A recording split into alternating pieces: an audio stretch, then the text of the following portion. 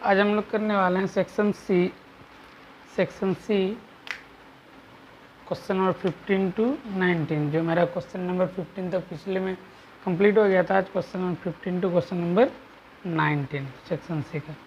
Question number 15 का question है,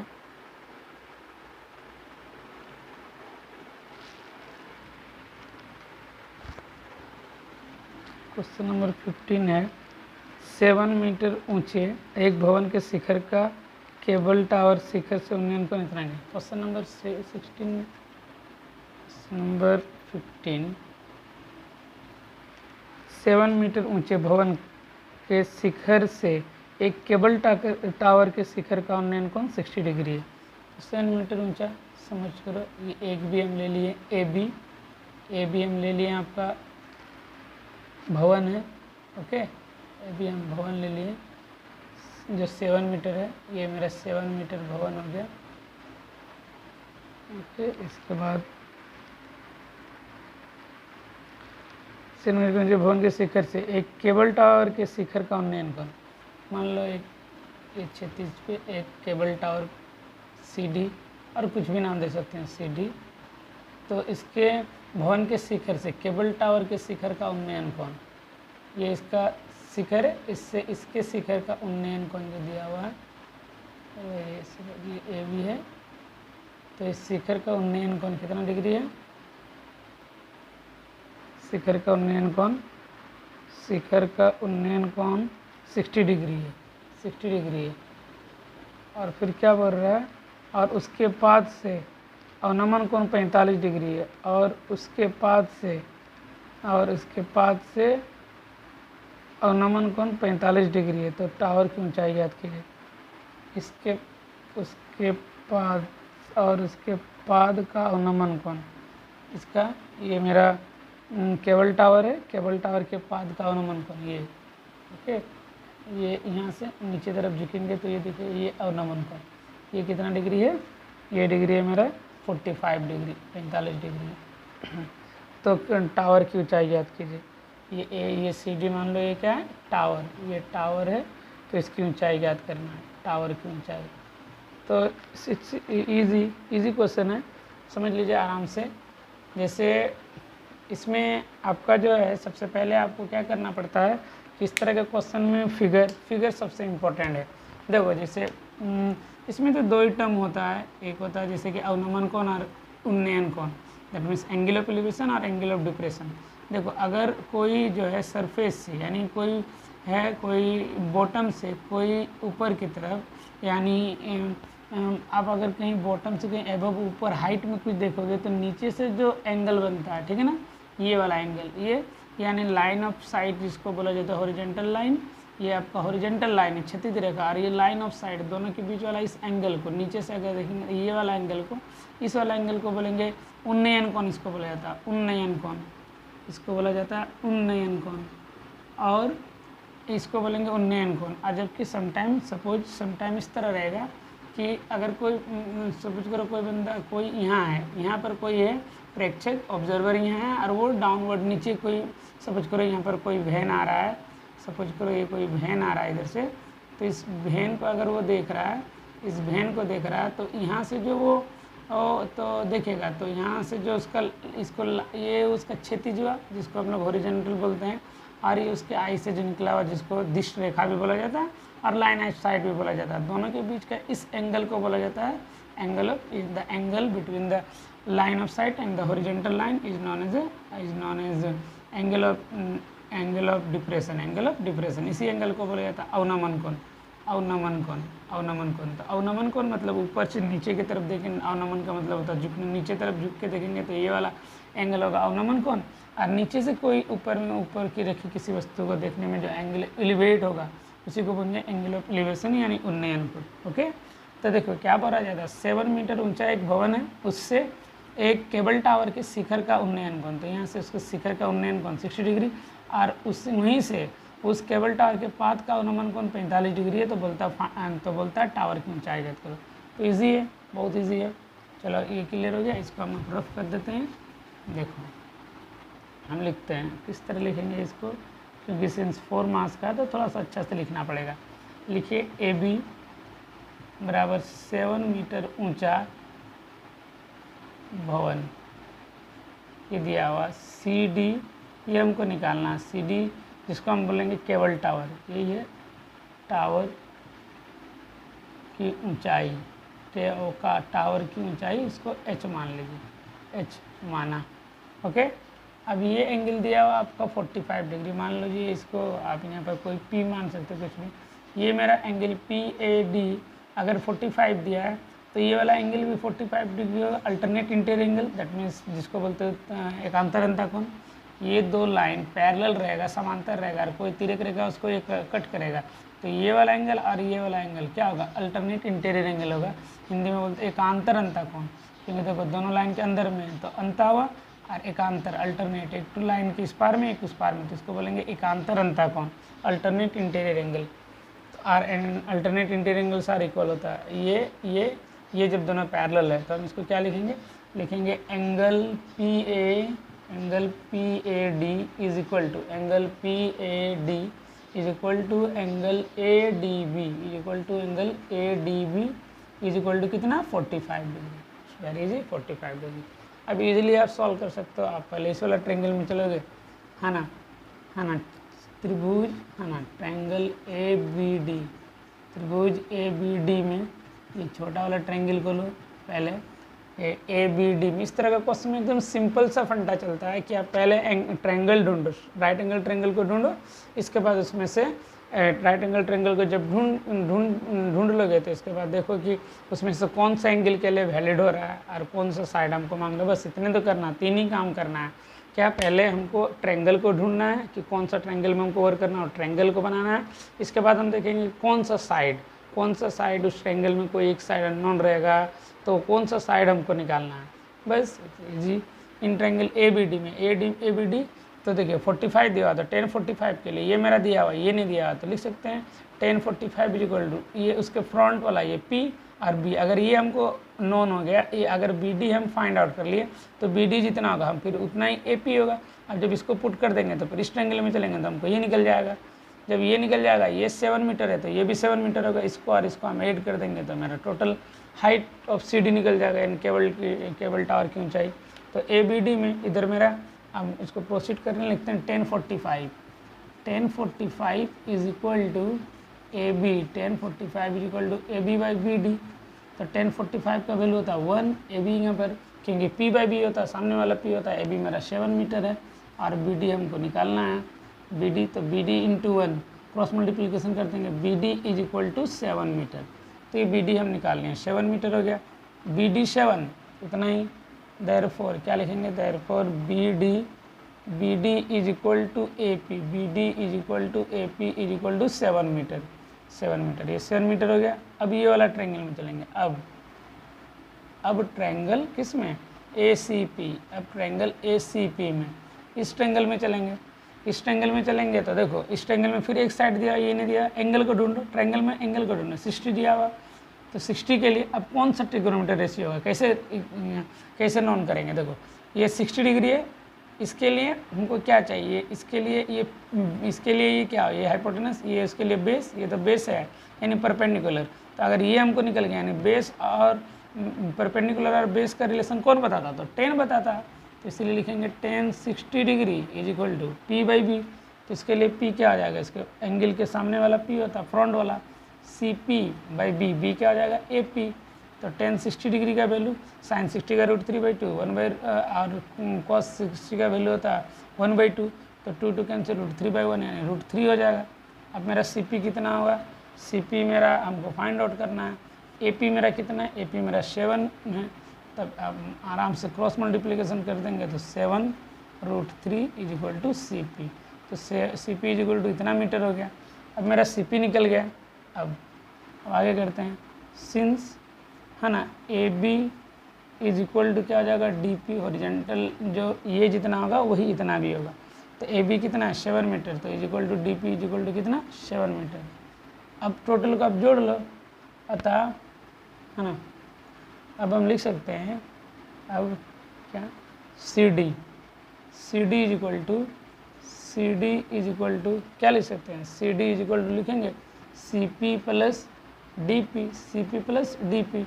तो सी पी मेरा कितना अभी निकले, हम लोग निकाले 7√3 और डी पी मेरा कितना है, डी पी मेरा जो है 7 मीटर है, 7। अब दोनों को 7 कॉमन ले लेंगे तो 7 कॉमन, इधर बचेगा √3 और प्लस 1 मीटर। ये हो गया √3 + 1 मीटर। आप इस तरह आंसर छोड़ सकते हैं। अब यहाँ पर लिख जाना चाहिए अतः, है ना, टावर, अतः टावर की कुल ऊंचाई, अतः टावर की कुल ऊंचाई, अतः टावर की कुल ऊंचाई कितना होगा, इक्वल टू कितना हो जाएगा, 7√3 + 1 मीटर। तो कितना इजी है, बन गया इजीली। हम क्या किए, कुछ नहीं किया, एकदम इजीली आप समझ सकते हो। सबसे पहला इस तरह का क्वेश्चन में 3 काम करना ही है आपको। सबसे पहला काम होता है इसका फिगर को आइडेंटिफाई करना, एकदम फिगर। सबसे पहले क्वेश्चन दो, फिर फिगर बना लो, क्वेश्चन के अकॉर्डिंग आराम से पढ़ो और फिगर बना लो। फिगर बनाने के बाद आपको एक काम फिगर बनना, दूसरा काम आपको ये करना है कि आइडेंटिफाई करना है कि कौन सा ट्रायंगल में चलना है, जो हमको साइड चाहिए तो कौन सा ट्रायंगल में हम ट्रायंगल ढूंढे, हमको ये ट्रायंगल जाना है। अब ट्रायंगल में जाने के बाद हम एंगल से पूछें कि कौन सा टी रेशियो हमको लगेगा, वो एंगल से पूछना पड़ता है। एंगल से, एंगल को देखें क्या कि एंगल के पॉइंट ऑफ व्यू से, इस पॉइंट 45 के पॉइंट ऑफ व्यू से इसका बेस दिया, परपेंडिकुलर दिया हुआ, बेस नहीं था, तो हम परपेंडिकुलर बेस का रेशियो कौन बताता, 10, तो हम 10 अप्लाई किए। फिर जब हमको ये मालूम हो गया तो ये भी उतना होगा। अब हम देखें ये हमको मालूम होना चाहिए, तो इस एंगल से पूछे तुम्हारे लिए क्या है, तो इस एंगल के लिए पी हो गया। तो पी और बी का रिलेशन कौन बताता है, 10 बताता है। फिर 10 को हम पुट कर दिए। इसके बाद ये जितना होगा हॉरिजॉन्टल लंबाई, ये जितना होगा वही इतना होगा, ये पैरेलल होता है, ये जितना होता है वही इतना। तो ये ए बी 7 है, तो ये डी पी भी ऑब्वियसली 7 ही होगा। तो इसको इक्वल टू लिख देना है, लिख दिए। इसके बाद आप इसको क्या करते हैं, टोटल हमको सी डी निकालना था, क्योंकि टावर की ऊंचाई एच माना, इसी को हमको टोटल निकालना। तो सी डी बराबर क्या लिख सकते हैं, C P plus D P, C P plus D P. तो इस तरह फाइनली हम लोग का टावर की कुल ऊंचाई 7√3 + 1 मीटर होगा। ओके, तो ये क्लियर हो गया। नेक्स्ट क्वेश्चन,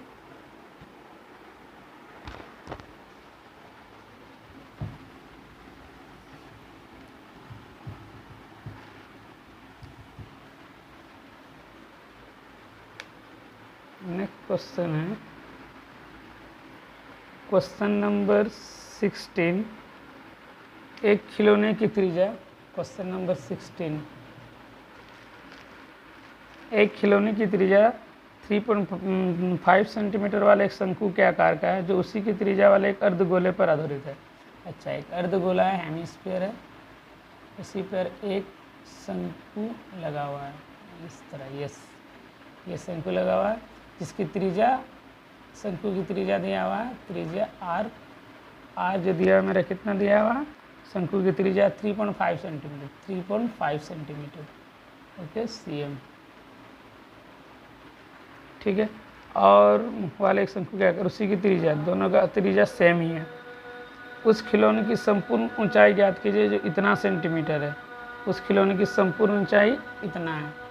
तो ये खिलौना की टोटल यहाँ से यहाँ तक की ऊंचाई, टोटल ऊंचाई जो है मेरा वो कितना है, 15.5, 15.5 सेंटीमीटर, ये 15.5 सेंटीमीटर। तो बोलता है इस खिलौने का संपूर्ण पृष्ठ क्षेत्रफल, इस पूरा खिलौना का हमको पृष्ठ क्षेत्रफल निकालना है। तो ये रेडियस 3.5 है, तो ऑब्वियसली ये जब 3 तो उसका ये तो किसी ये हेमिस्फीयर का, तो उसका तो रेडियस उतना ही होगा। रेडियस तो इक्वल होता है कोई भी, जैसे ये मान लो ये हेमिस्फीयर है, ये कोई सर्किल है, तो सर्किल का तो ऑल रेडियस और रेडिया इक्वल होगा। ये यहाँ से लो, यहाँ लो, ये लो, सब इक्वल होता है। तो रेडियस 3.5 है, यानी ये भी उसका ये 3.5 हो गया, ये भी उसका 3.5 ही होगा। तो 3.5, तो यहाँ से यहाँ तक की ये ऊंचाई 3.5 हो गया। और टोटल मेरा कितना दिया है, 15.5। तो हम इसके हाइट को निकाल सकते हैं, इसके ये जो ऊपर में जो शंकु है, इसके ऊंचाई को निकाल सकते हैं। कैसे, टोटल मेरा दिया हुआ 15.5, उसमें से यानी h, इसकी जो ऊंचाई निकालेंगे h, हम इसका निकाल सकते हैं। क्या निकाल सकते हैं, ये टोटल है मेरा 15.5 और माइनस नीचे में कितना है 3.5। इसको जब माइनस कर देंगे तो 15.5 में 3.5 यानी 12 सेंटीमीटर। तो 12 सेंटीमीटर ये h निकला।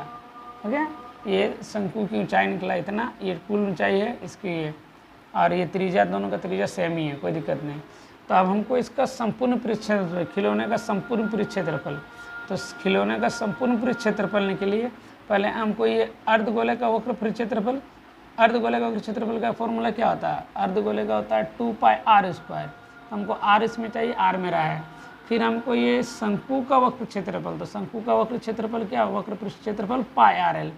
तो मेरा आर तो है लेकिन एल नहीं है। एल किसको बोलते हैं, जैसे देखिए, जैसे मान लो ये कौन है जिसको आप लोग हम लोग बोलते हैं शंकु, ये मेरा शंकु हो गया। तो शंकु हो गया, तो ये स्फेरिकल जो बेस पार्ट होता है जिसका आधार ये गोल है, गोल रहता है, जिसका सर्कुलर पार्ट जिसका इसको हम रेडियस बोलते हैं, रेडियस यही होता है, इसी को यही है मेरा शंकु का रेडियस, त्रिज्या, शंकु की त्रिज्या इसी को बोला जाता है। ये शंकु की ऊंचाई हुआ, जो इसको वर्टेक्स से जो मिलेगा इससे मिलेंगे हम इसको शंकु की ऊंचाई। और ये वाला जो है इसी को बोला जाता है सेलेंट हाइट एल, यानी तिर्यक ऊंचाई जिसको बोलते हो, एल से इसी को डोनेट किया जाता है, सेलेंट हाइट इसको बोला जाता है इंग्लिश में, ये तिर्यक ऊंचाई एल। तो ये मेरा एच है, ये मेरा एच है, ये मेरा आर है। और इसलिए कभी समटाइम क्वेश्चन में दिया जाता है राइट सर्कुलर कौन, मतलब क्या है कि ये जो है 90 डिग्री में इसका जो हाइट्स है वो इसके ऊपर 90 इस तरह रहता है। तो अब देखो सिंपली एकदम सिंपल सा बात है कि जब ये 90 होगा तो इसके लिए ये हाइपोटेनस होगा, हम लोग ये हाइपोटेनस होगा। जैसे ये हाइपोटेनस हुआ, ये अगर हम पाइथागोरस थ्योरम लगाएंगे तो इसका स्क्वायर यानी एल का स्क्वायर बराबर क्या हो जाएगा, एच का स्क्वायर प्लस आर स्क्वायर। तो अगर हमको एल निकालने बोलेगा तो अंडर रूट करेंगे दोनों तरफ, इधर भी रूट कर दिए इधर भी रूट कर दिए, तो स्क्वायर से रूट कट गया, तो एल बराबर होता है under root H square plus R square. तो इस तरह हम लोग जाने कि अगर कहीं पर भी तिर्यक ऊंचाई निकालने बोलेगा तो तिर्यक ऊंचाई एल बराबर under root H square plus R square वो फॉर्मूला था। कैसे हम एक्सप्लेन कर दिए। तो तिर्यक ऊंचाई पहले हम सब लिखते हैं हल। शंकु की ऊंचाई h जो दिया है वो मेरा कितना है, शंकु की ऊंचाई h दिया है मेरा, वो मेरा दिया 12 सेंटीमीटर। शंकु की ऊंचाई h दिया है मेरा 12 सेंटीमीटर। अब शंकु की अगर त्रिज्या बात करें, शंकु की त्रिज्या तो r वो मेरा दिया हुआ 3.5 सेंटीमीटर। तो शंकु की तिर्यक ऊंचाई निकालते हैं, शंकु की तिर्यक ऊंचाई। तो शंकु की अगर तिर्यक ऊंचाई निकालेंगे, तिर्यक ऊंचाई L, तो L बराबर क्या होता है, L बराबर under root H square plus R square. तो h कितना 12, तो 12 का स्क्वायर प्लस r कितना है 3.5 का स्क्वायर। तो आराम से इसको सॉल्व करेंगे। 12 का स्क्वायर 144, 12 का स्क्वायर 144 प्लस 3.5, तो 3.5 तो 12, 5 5 25, 3.5 इंटू 3.5 हम लोग इसको शॉर्ट डायरेक्टली मल्टीप्लाई करने भी जानते हैं। 3.5 अगर लास्ट में 5 डिजिट हो, लास्ट में 5 रहे, लास्ट डिजिट में आपका 5 रहे, मल्टीप्लाई इस तरह स्क्वायर करना हो तो 5 5 25 लिख दो। उससे पहले वाला जो नंबर है उससे एक ज़्यादा, 3 से एक ज़्यादा कितना 4, दोनों को मल्टीप्लाई कर दो, 3 4 12, 2 डिजिट के बाद 12.25 इस तरह मल्टीप्लाई होता है जल्दी से। अब इसके बाद जब दोनों को ऐड करेंगे तो 12, 144 और 12 156.25। अब इसका हमको स्क्वायर रूट कर निकालना, वर्गमूल निकालना, तो वर्गमूल निकालने आता है, सबको आता है। चलिए एक बार फिर से हम बता दे रहे हैं। इधर है 156.25, इसको रफ इधर कर लेते हैं। ओके, तो इधर है मेरा डेसिमल से पहले, तो हम इधर इसको पेयरिंग करते हैं, पेयरिंग लेफ्ट साइड से करते हैं। और आफ्टर द डेसिमल के बाद जो होता है पेयरिंग वो राइट साइड से होता है। हो गया। इसके बाद हम देखेंगे, ये मेरा ये हो गया। अब देखिए इसको करते हैं किसका स्क्वायर इसके इक्वली, इसमें लॉन्ग डिवीजन से हम लोग निकालते हैं तो सोचते हैं कि कौन सा ऐसा डिजिट है जिसका स्क्वायर इसके इक्वली या इससे कम हो। तो यहाँ 1 है तो हमको ऑब्वियसली 1 रखेंगे, इधर भी 1, तो 1 का स्क्वायर 1 होता है। इसको दोनों को सब्ट्रैक्ट करेंगे, दोनों कैंसिल, इस दोनों को ऐड किया जाता है 1 1 या ट्वाइस भी आप बोल सकते हो, 1 1 2 हो गया। फिर यहाँ पर मेरा एक डिजिट के लिए 5 6 7 आएगा, तो क्योंकि पेयरिंग किए तो साथ ही डाउन आएगा, जब भी आएगा तो एक ही साथ नीचे उतरेगा। फिर ये मेरा 56 से तो हम कितना डालें 22 डालेंगे, तो 22 जो 44, तो 2 डालते हैं, इधर भी 2, जैसे उसका डाउनवर्ड में भी 2 क्योंकि मल्टीप्लाई करना पड़ता रहता है। तो 22 2 2 जो 4 2 2 जो 4 44 हो जाएगा। फिर माइनस करेंगे तो 6 में 4 2, फिर बच गया मेरा 5 में 4 1। ओके, तो इधर मेरा हो गया 2 2 4 और ये 2 हो गया। इसके बाद मेरा फिर ये डेसिमल है तो डेसिमल पुट करेंगे, फिर 2 5 डायरेक्टली है 25, यहाँ हम 5 पुट किए, इधर भी 5 पुट किए, इधर 5 मल्टीप्लाई किए, 5 5 जो 25, 5 करे 2, 5 4 जा 22, 22 2 कैरी 2, 5 2 जा 10 और 2 12। तो इस तरह ये कैंसिल हो गया। 5 5 10 0 कैरी 1, 4 1 5 250, दैट मीन्स 12.5। ये मेरा रिजल्ट हो गया। 156 का जो स्क्वायर रूट है वो मेरा 12.5 हो गया, 12.5 सेंटीमीटर। बस अब इस क्वेश्चन में कुछ नहीं बचा, शंकु की तिर्यक ऊंचाई निकल गया। अब हम इसको क्या करेंगे, आराम से फॉर्मूला में पुट करेंगे और मेरा आंसर क्लियर हो जाएगा। जैसे हम इसको रफ कर रहे हैं, मेरे पास स्पेस नहीं है, सो इसको हम हटा दे रहे हैं। ये आपको समझ में आ गया होगा आप लोगों को। अब हम इसको कर रहे हैं तो खिलौने की पृष्ठ क्षेत्रफल, खिलौना की कुल पृष्ठ क्षेत्रफल, कुल पृष्ठीय क्षेत्रफल बराबर शंकु का वक्र क्षेत्रफल, शंकु का वक्र पृष्ठ क्षेत्रफल, वक्र पृष्ठीय क्षेत्रफल प्लस अर्धगोले का वक्र पृष्ठ, अर्धगोले का वक्र पृष्ठ क्षेत्रफल, वक्र पृष्ठीय क्षेत्रफल। तो शंकु का वक्र क्षेत्रफल का फॉर्मूला क्या था, पाई आर एल, अर्धगोले का वक्र क्षेत्रफल 2 पाई आर स्क्वायर। अब देखो इन्हें सॉल्व कैसे करेंगे। देखो पाई पाई कॉमन है, आर दोनों का रेडियस भी देखो, इसका भी रेडियस दोनों सेम है, तो हम आर को कॉमन ले सकते हैं। तो पाई आर को कॉमन ले लिए, इसके पास बच गया एल प्लस इसके पास जब पाई आर को ले लेंगे तो 2 तो मेरे पास बच गया। जब हम को कॉमन लेंगे या फिर इससे सोचो जब पाई आर को कॉमन ले लिए, पाई आर को कॉमन ले लिए, फिर कॉमन लेने के बाद ये कॉमन ब्रैकेट यूज किए। अब इसे डिवाइड करो, जो कॉमन ले लिया तो पाई आर से जब डिवाइड करो तो पाई आर कैंसिल, तो सिर्फ एल बचेगा, तो एल लिखें। यहाँ प्लस है तो प्लस, इसमें भी पाई आर को कॉमन ले लिए, तो ये मेरा टोटल कितना है 2 पाई आर स्क्वायर। तो पाई बाहर हुआ, आर स्क्वायर में एक आर बाहर है, तो एक आर बच गया 2 × आर, तो 2 आर हो जाएगा, वेरी इजी। अब इसको हम पुट कर देंगे, अभी पाई का वैल्यू नहीं पुट करेंगे, पहले इनसाइड सब सॉल्व करेंगे। तो एल मेरा कितना है, मेरा 12.5 और 2 आर मेरा कितना 3.5। जब दोनों को मल्टीप्लाई करेंगे तो 5 इधर मेरा 12.5, 2.5 इंटू 3.5 इंटू 2 सो 7.0 यानी 7। जब दोनों को 100 ऐड करेंगे 12.5 एंड 7 तो 19.5। अब हम आराम से पुट करेंगे, पाई का वैल्यू कुछ नहीं बोलना है, तो 22/7।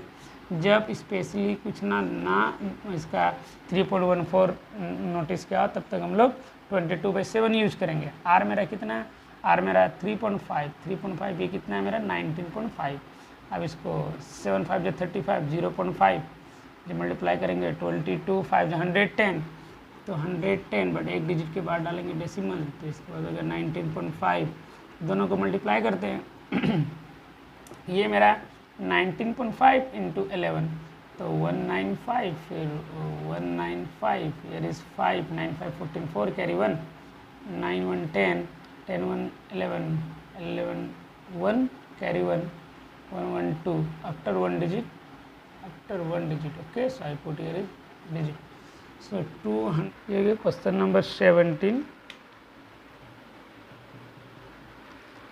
एक ठोस एक अर्धगोले पर खड़े एक शंकु के आकार का है, एक अर्धगोले पर खड़े एक शंकु का, सेम उसी तरह का क्वेश्चन है। एक अर्धगोले पर खड़े एक शंकु के आकार का, ठीक है, ये अर्धगोला है, इसके ऊपर एक शंकु खड़ा है, क्या आकार का है,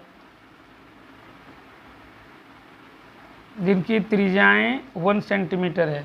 दोनों की त्रिज्या कितना है, रेडियस है आर कितना 1 सेंटीमीटर है, कोई बात नहीं 1 cm, तथा शंकु की ऊंचाई उसकी त्रिज्या के बराबर है। ये शंकु की ऊंचाई जो है ये h जो बोल रहा है, क्वेश्चन बोल रहा है उसकी त्रिज्या के बराबर है, मतलब कितना 1 सेंटीमीटर है, त्रिज्या 1 सेंटीमीटर उसके बराबर है, मतलब 1 सेंटीमीटर है। तो बोलता है इस ठोस का आयतन पाई के पद में ज्ञात कीजिए, इस टोटल ठोस का आयतन निकालना हमको। तो कोई बात नहीं, ये भी एकदम सिंपल क्वेश्चन है, एकदम सिंपल है। हाँ, ये मेरा गोले, तो गोले का त्रिज्या है, दोनों का त्रिज्या तो सेम ही है, और शंकु की ऊंचाई लिख देना चाहिए, कोई बात नहीं।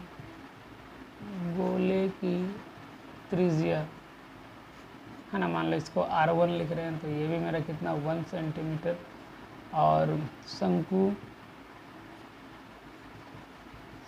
की त्रिज्या मान लो इसको R2, तो वो भी मेरा 1 सेंटीमीटर है, यानी दोनों का R भी लिख सकते हैं हम। तो शंकु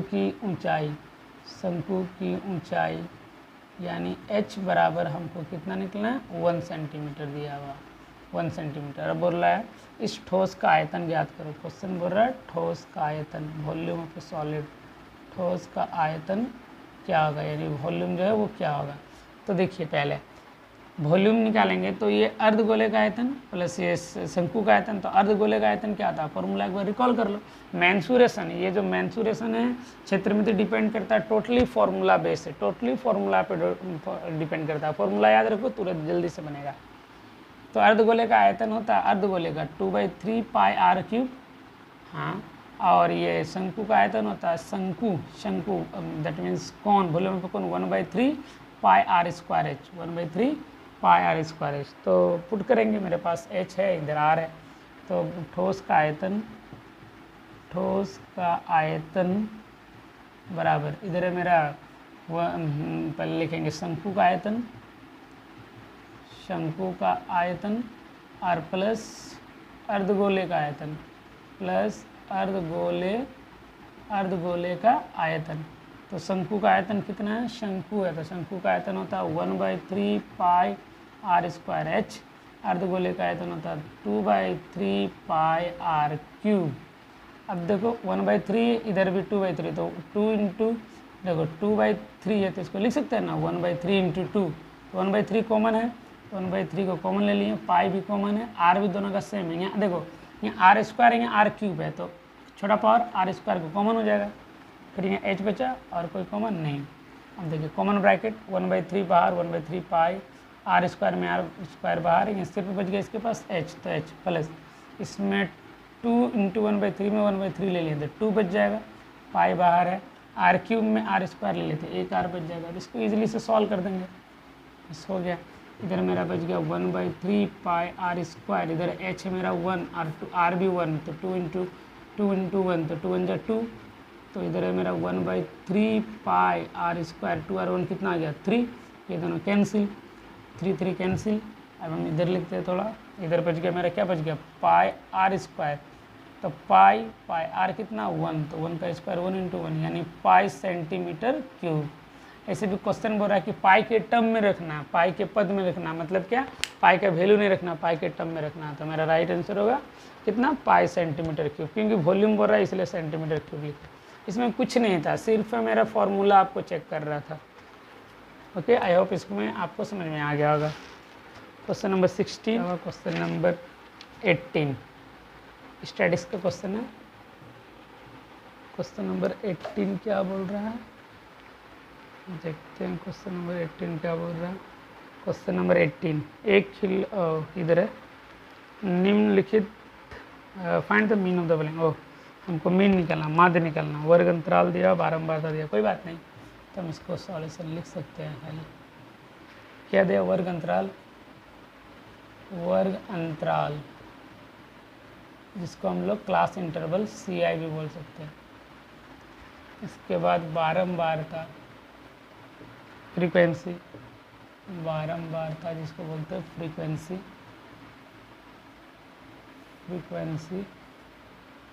ये मेरा फ्रीक्वेंसी है। और इसके बाद हमको माध्य निकालने वाला, तो वर्ग चिन्ह निकालना ही पड़ेगा, क्लास माध्य, वर्ग चिन्ह XI चिन्ह नोट किया जाता है। फिर हम इसको दोनों को मल्टीप्लाई करेंगे, यानी FI/XI करेंगे, है ना, FI/XI, फिर हम लोग माध्य निकालेंगे, क्योंकि माध्य का फॉर्मूला से हम लोग को याद है कि माध्य का फॉर्मूला जो होता है किसी भी ऑब्जर्वेशन का जो माध्य है, तो वो होता है summation of FI/XI by sigma FI, sigma FI/XI by sigma FI, बस इजी है। तो क्लास इंटरवल हम लोग कहाँ से कहाँ दिया हुआ, एक बार चेक कर लेते हैं। फिर फ्रीक्वेंसी 0 से 10, यस 0 से 10 दिया हुआ, 10 से फिर 20, इस तरह हो गया।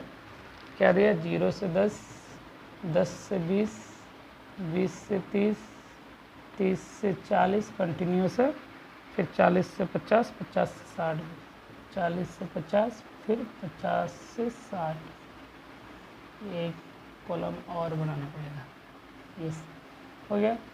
इसके बाद मेरा फ्रीक्वेंसी दिया है कितना 5, फिर 8, फिर 10, फिर मेरा 3, फिर 8, फिर कितना 6। ओके, ये क्वेश्चन था। अब हम इसको सॉल्व करते हैं।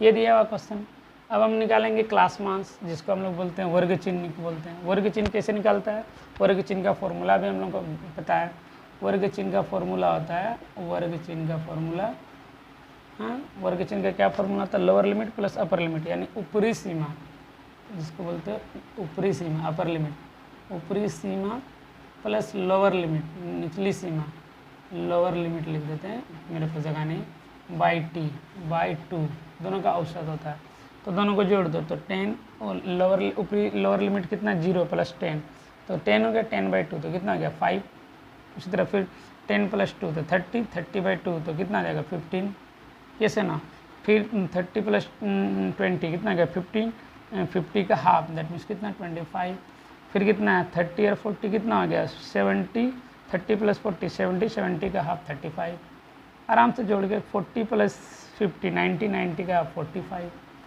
इसके बाद 60 + 50 110, 110 का हाफ यानी 55, इस तरह से हम वर्ग चिन्ह निकाल लेते हैं। वर्ग चिन्ह निकाल लेना, इसका वर्ग चिन्ह निकालने का एक और ये रास्ता है, सिंपली आप इसमें जोड़ोगे फिर उसको डिवाइड करोगे, मिस्टेक बाय मिस्टेक हो सकता है। हाँ, क्या रास्ता है, जब आपका ये कंटिन्यूस दिया रहेगा, यानी जब CI क्लास इंटरवल जब मेरा कंटिन्यूस दिया रहेगा, कंटिन्यूस क्लास इंटरवल रहे, जैसे देखो 0 से 10, 10 से 20 है, 20 से 30 है, ओके, जैसे यहाँ पर 0 to 10 है, यहाँ 11 to मान लो 20 रहता, फिर यहाँ 20 यहाँ नहीं रहता 21, तो इसको डिसकंटिन्यूस बोलेंगे, बट यहाँ पर कंटिन्यूस क्लास इंटरवल है, 0 से 10, 10 से 20, 20 से 30, 30 से 40, 40 से 50, 50 से, तो कंटिन्यूस क्लास इंटरवल है, तो कंटिन्यूस क्लास इंटरवल रहेगा, कंटिन्यूस क्लास इंटरवल के लिए, तो उसके लिए आप ये अप्लाई कर सकते हो। क्या अप्लाई करना है कि इसमें जो देखो क्लास विड्थ है, जो क्लास साइज जो है, क्लास साइज जिसको जैसे 0 से 10 कितना का डिफरेंट है, क्लास डिफरेंस 0 से 10, 10 का 10 से 20, 10 10 का सबका, तो आप फर्स्ट वाला निकाल लो, सब उसमें 10 ऐड कर दो। जैसे देखो 0 to 10 सबका पहले क्लास विड्थ, जिसको क्लास विड्थ बोला जाता है ना, यानी क्लास साइज, वो आप पहले देखो तो कितना है, वो 10 का, सब कंटिन्यूस है, सब सेम है, कहीं 5 भी हो सकता है, कहीं 15 भी हो सकता है, लेकिन सेम है, यहाँ पर भी 10 का, यहाँ पर भी 10 का, तो इस तरह के इंटरवल को हम बोलेंगे कंटिन्यूस इंटरवल। हाँ, तो कंटिन्यूस इंटरवल में आप क्या कर सकते हो कि आप डायरेक्टली इतना ऐड करके नहीं करोगे, फिर भी निकाल सकते हो। कैसे, जैसे देखो 0 to 10/2 तो 5, पहला 5 निकाल लियो, अब जितना ये क्लास इस दोनों में जितना विड्थ है, जितना वर्ग की जितना चौड़ाई है, उसको जोड़ दो, तो 10 10 का, तो पहले 5 है, 5 10 15, इसमें 10, फिर 25, 25 में 10 35, फिर 35 10 45, 45 10 55, बस इस तरह भी आप कर सकते हो, ये शॉर्टली तुरंत कर सकते हो। चलो कोई बात नहीं, हम दोनों तरीके से आपको सिखा देंगे। अब देखो FI XI, ये वो मेरा XI, ये मेरा हुआ वर्ग चिन्ह, ये फ्रीक्वेंसी जिसको आप F से डिनोट किया जाते हो। अब दोनों को ये क्या है, FI XI मतलब फ्रीक्वेंसी और XI का प्रोडक्ट है, मतलब दोनों को मल्टीप्लाई करके लिखना है, गुणनफल लिखना है, लिख दो। 5 5 जा 25, 15 5 जा 15 8 जा 120, इधर है 25 10 जा 250, इधर है 35 3 जा 105, अब मल्टीप्लाई कर लेना। 45 8 जा तो 45 पे जा 90, 4 टाइम तो 90 जा 180, 182 जा 360, तो 360, फिर इधर 55 6 जा तो 55 6 जा तो 55 6, 55 फिर 110 110 330, चेक कर लेते हैं, 6 5 जा 30, 0 कैरी 3, 6 5 जा 30, यस 330। अब क्या करना है, फॉर्मूला में क्या लिखता है, सिग्मा, सिग्मा का यूज होता है समेसन, सिग्मा FI XI मतलब इसका एड, सिग्मा आगे लिखा मतलब FI XI का एड, तो ऐड कर लो, इधर है मेरा 5, इधर है मेरा 5 5 5 10 0 कैरी 1, इधर बच गया मेरा 2 2 4 2 2 4 और 5 2 2 4 कैरी 1 था, तो 5 हो गया, 5 5 10 10 और 6 16 16 3 19 19 9 कैरी 1, 3 और 1 4 4 3 7 7 1 8 8 2 10 10 to 12 12 90। एक बार फिर भी चेक कर लेते हैं, ये मेरा समेसन सिग्मा FI XI है 12 90, एक बार चेक कर लेते हैं। 5 5 10 0 कैरी 1, 2 1 3 3 2 5 5 5 हो गया मेरा 10 10 6 16 16 3 99 कैरी 1 1 1 2 2 2 4 4 1 5 5 3 8 8 3 11 सॉरी 1 कैरी 1 बचा था ना, कैरी 1 2 2 2 4 4 1 5 5 3 8 8 3 11 हाँ सॉरी 5 5 10 0 कैरी 1 2 1 3 3 2 5 5 5 10 ओ 10 और 6 16 16 और 3 19 9 कैरी 1 तो कैरी 1 हो गया, तो 3 और 1 4, 4 3 7, 7 1 8, 8 to 10, 10 and 1 11, शायद कहीं रॉन्ग, 1190, ओके 1190। तो अब क्या कर लेंगे, अब फिर मेरा सिग्मा एफ आई लगता है, मतलब इसको भी टोटल ऐड करना रहता है। 8 6 14, 14 और 3 हो गया मेरा 17, 17 और 8 मेरा हो गया 25, 25 5 30, 0 कैरी 3, 3 और 1 4, 40 है, यानी सिग्मा एफ आई मेरा हो गया, सिग्मा एफ आई 40 और सिग्मा एफ आई एक्स आई इतना है। तो अब ईजिली माध्य निकालना है, तो हम किधर इधर लिख देते हैं, तो माध्य बराबर हाँ sigma F I x I by sigma F I.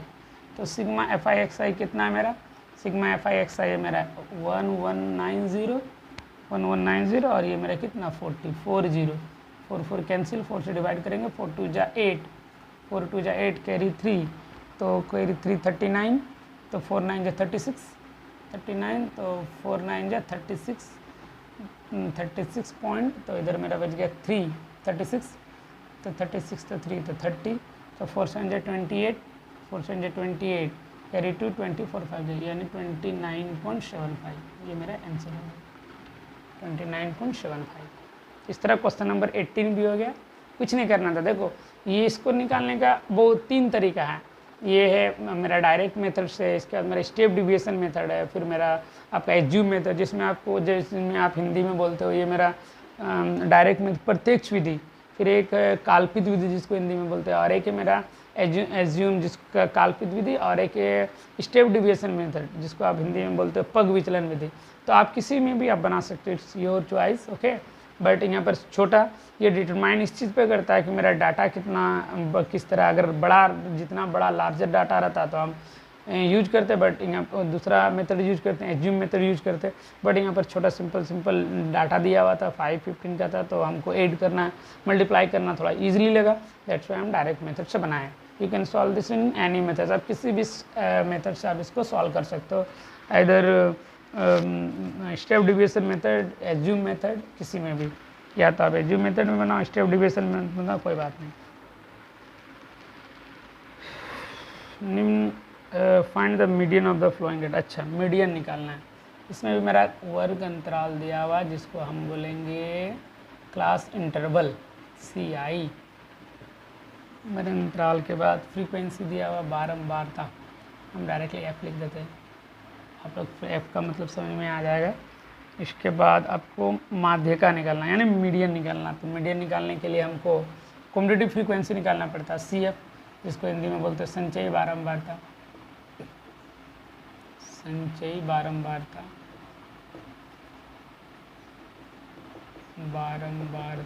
जिसको हम लोग बोलते हैं CF कम्यूटेटिव फ्रीक्वेंसी, और ये मेरा बारंबारता जिसको हम लोग बोलते हैं फ्रीक्वेंसी FI।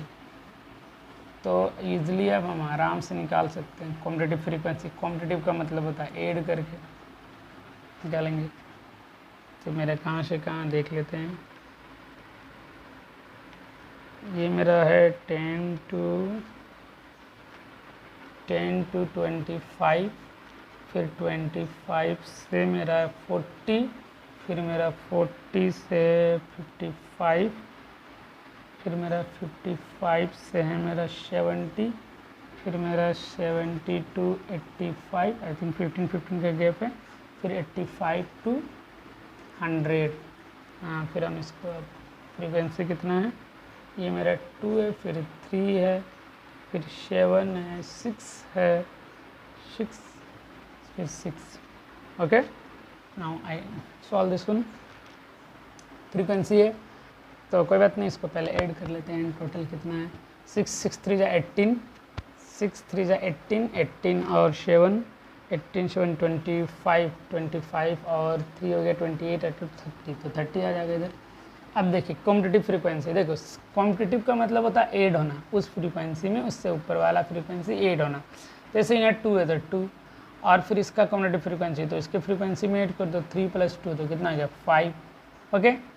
फिर 7 + 5 तो कितना आ जाएगा 12, फिर इसका कॉम्पिटिटिव फ्रीक्वेंसी तो 12 + 6 तो कितना आ जाएगा 12 + 6 तो कितना आ गया 18, फिर 18 और 6 कितना आ जाएगा 24, 24 और 6 कितना आ जाएगा 30, कितना आ जाएगा 30, ओके, ये मेरा कॉम्पिटिटिव फ्रीक्वेंसी। कॉम्पिटिटिव का मतलब क्या है कि उसके फ्रीक्वेंसी को ऐड करते हुए, जैसे फिर देखो इसके ऊपर तो कुछ नहीं, ये कॉम्पिटिटिव, इसका कॉम्पिटिटिव फ्रीक्वेंसी वही, इसका कॉम्पिटिटिव फ्रीक्वेंसी है तो 3 और ये मेरा 2 था, तो 2 और 3 कितना 5 आ गया। फिर हमको 7 का निकालना, 7 की कॉम्पिटिटिव फ्रीक्वेंसी, इस क्लास का कॉम्पिटिटिव फ्रीक्वेंसी तो 7 है, उससे पहले कितना 5, तो 7 5 12 हो गया। फिर 6, ये हमेशा इस तरह ऐड करके कौन से ऊपर वाले फ्रीक्वेंसी को ऐड कर दे। कॉम्पिटिटिव का मतलब ये होता है ऐड, 2 7 इस तरह।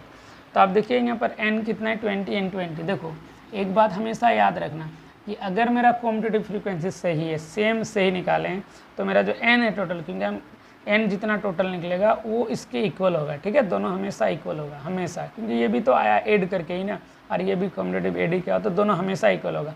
और अगर इक्वल नहीं आया तो कहीं ना कहीं कोई एडिशन में रॉन्ग होगा या कहीं से मिस्टेक हो सकता है। ओके, आई होप आपको समझ में आया। ठीक, तो अब हम निकालेंगे सबसे पहले मीडियन निकालने के लिए। मीडियन का फॉर्मूला आपको मालूम है, मीडियन का फॉर्मूला होता है मीडियन, जिसको आप लोग हिंदी में माध्यक बोलते हो। माध्यक बराबर L plus n/2 minus CF by F into H, ये होता है फॉर्मूला। तो यार L क्या है, माध्यक वर्ग की निम्न सीमा, lower limit of a median class, n/2। तो सबसे पहले हम माध्यक वर्ग निकालते हैं।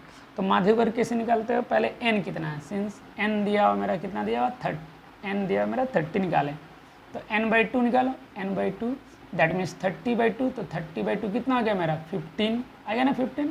अब देखो n/2 जैसे वैल्यू निकालो n/2, अब देखो कि किस क्लास का, देखो यहाँ माध्यक वर्ग, इसी को निकालने के लिए मीडियन क्लास, देखो माध्यक वर्ग को समझो, माध्यक वर्ग कैसे निकालेंगे, जिस क्लास का कॉम्पिटिटिव फ्रीक्वेंसी n/2 से बड़ा और नियरेस्ट हो, है ना, माध्यक वर्ग कैसे निकालेंगे, जिस क्लास का कॉम्पिटिटिव फ्रीक्वेंसी n/2 वैल्यू से बड़ा और नियरेस्ट हो। तो n/2 कितना है मेरा 15, तो उससे बड़ा कितना है 18 है, 24 है, 30 है। देखो उसका कॉम्पिटिटिव फ्रीक्वेंसी 18 है, 24 है, 30, ये बड़ा में, लेकिन बड़ा और नियरेस्ट सामने कौन है 18 है, 18 आप 15 से देखोगे तो नियर में ज़्यादा कौन है 18 है। इसका ये कितना है 24 है, तो ये तो थोड़ा दूर हो गया, ये 30 तो और दूर हो गया, तो नियर सबसे सामने कौन है 18 है। तो उसके जो क्रॉस्पॉन्डिंग क्लास होगा वही उसका मीडियन क्लास होगा। ओके, तो उसके इसलिए मीडियन क्लास कितना हो जाएगा 15/17। एक बार फिर से बोल दे रहे हैं, सबसे पहले n/2 निकालो, n जो है उसका हाफ कर दो 15। अब देखो कि किस क्लास का कॉम्पिटिटिव फ्रीक्वेंसी CF उस n/2 वैल्यू से बड़ा लेकिन नियर हो, सामने हो, n/2 से बड़ा लेकिन नियर हो। तो n/2 कितना मेरा 15, तो उससे बड़ा तो कितना 18 है, 24 है, 13, तो 18 है, लेकिन क्या हो नियरेस्ट हो, सामने में, तो सामने में मेरा कौन सा है 15 के सामने में ज़्यादा सामने 18 होगा, तो उसके क्रॉस्पॉन्डिंग क्लास को हम लोग बोलते हैं माध्यक वर्ग। तो माध्यक वर्ग हो गया मेरा 55 to 70, बस इतना ही करना, अब इसका उतना यूज नहीं, अब आराम से कर लोगे। तो L क्या हो जाएगा मेरा 55 हो गया, 55 हो गया। फिर हम यहाँ पर मेरा लगता है n/2 CF क्या होता है, CF है ना, CF जो होता है ये होता है, ये मीडियन क्लास है ना, मीडियन क्लास जिसको माध्यक वर्ग बोलते हो, माध्यक वर्ग। ओके, उससे पहले वाले क्लास का है ना competitive frequency of the preceding class, उससे पहले वाले क्लास का कॉम्पिटिटिव फ्रीक्वेंसी कितना है 12 है, तो 12।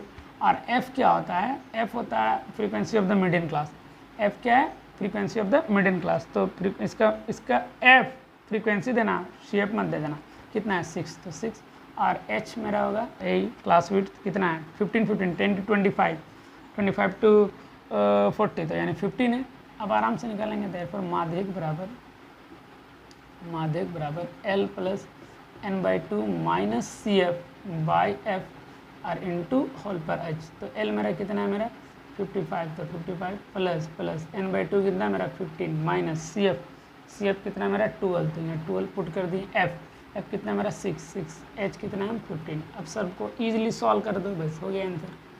ये मेरा 55 है, तो 55 इधर हम रख दिए 55, तो 55 15 में 12, इधर बच गया मेरा 3/6 इंटू इधर बच गया मेरा 15, तो इसको 3 1 जा 3 से कैंसिल भी कर सकते हो, 3 1 जा 3, 3 2 जा 6, और इधर बच गया मेरा, इधर है मेरा 55 और प्लस इधर है मेरा 15/2। अब एलसीएम लेके मत इसको करना, उससे तो थोड़ा लेंदी हो जाएगा। अब इसको यहीं पर सॉल्व कर देना, 55 प्लस यहाँ से जब डिवाइड करेंगे तो 2 7 जा 14, अब कैरी 1, तो फिर पॉइंट देंगे 10 2 5 जा 10, अब दोनों को अब 8 कर दो, 7 7 5 12 2 कैरी 1 5.6 62.5 आंसर। ये मेरा आंसर हो गया 62.5। तो आई होप आपको समझ में आया होगा। कुछ नहीं है, माध्यक हमको निकालने बोला था, हम माध्यक निकाल लिए। माध्यक का ये हमको फॉर्मूला था, माध्यक बराबर L + n/2 - CF/F × H। और इस तरह से हम पहले हम टेबल बनाए हैं, इसमें कॉम्पिटिटिव फ्रीक्वेंसी 8 होता है, कॉम्पिटिटिव का मतलब 8, उसके पहले फ्रीक्वेंसी को जोड़ा जाता है निकाल के इस तरह। और क्यों अगर जोड़ा जाता है तो इससे भी आप समझ सकते हैं। जैसे मान लो कि क्लास इंटरवल 0 से 25 के बीच मेरा कोई भी चीज़ 2 बार आता है, ठीक है, 2 बार आता है, तो 25 से 40, तो अब 25 से 40 के बीच, तो 25 से 40 में 40 तक, लोअर लिमिट 40 तक, तो वो 10 से 25 वाला भी तो इसमें इंक्लूड हो गया, 10 से 25 वाला भी तो इंक्लूड हो गया। तो 10 से 25 वाला कितना है, कई बार आया, 2 बार, और इधर कितना, 3 बार, तो टोटल मेरा 5 बार आया ना अगर 40 तक देखेंगे तो, इसीलिए इस तरह ऐड किया जाता है। आई होप आपको समझ में आया होगा। Then thank you.